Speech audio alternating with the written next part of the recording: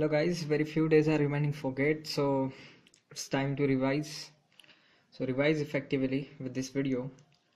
So basically first we start with vector analysis, in which we are covering 3 topics. Then after electrostatics, in which we are covering 3 units. Then magnetostatics, in which we are cover 2 units. Then at last we are have wave and application, in which Maxwell equation we are going to study. This is our schedule.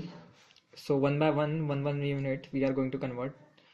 I'm going to cover formulas and somewhat concept. I'm not going in detail. Why? Because it's a revision video for you people. So enjoy it.